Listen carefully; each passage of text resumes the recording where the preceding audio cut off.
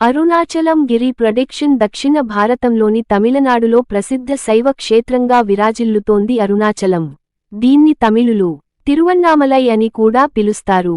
ఇక్కడ ఉన్న పెద్ద కొండని సాక్షాత్తూ శివలింగంగా భక్తులు భావిస్తారు. అందుకే అరుణాచలంలోని పరమేశ్వరుణ్ణి దర్శించుకుని గిరి ప్రదక్షిణ చేస్తే ముక్తి లభిస్తుందని నమ్ముతారు.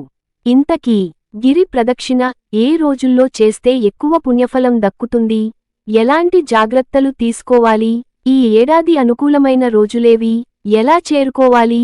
అనే వివరాలు ఈ స్టోరీలో తెలుసుకుందాం.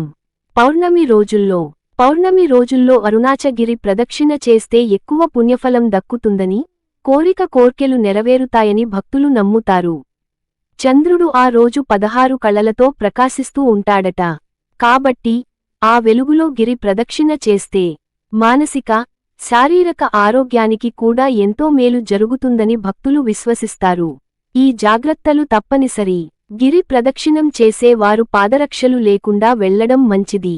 చెప్పులు లేకుండా గిరివాలం చుట్టి వస్తే పుణ్యప్రదమని భక్తులు విశ్వసిస్తారు. బరువు ఎక్కువగా ఉండే బ్యాగులను తీసుకెళ్లకపోవడం మంచిది. గిరి ప్రదక్షిణ చేయాలంటే దాదాపు 14 కిలోమీటర్ల వరకు నడవాల్సి ఉంటుంది. వీలైతే ఉదయం 10 గంటలలోపు గిరి ప్రదక్షిణాన్ని ముగించుకుంటే మంచిది. భక్తులు తమ వెంట పండ్లు, నిమ్మకాయలను తీసుకెళ్లడం ఉత్తమం. ఈ వీడియో మీకు నచ్చినట్లయితే లైక్ చేసి షేర్ చేసి సబ్స్క్రైబ్ చేసుకోగలరు. జై శ్రీరామ్.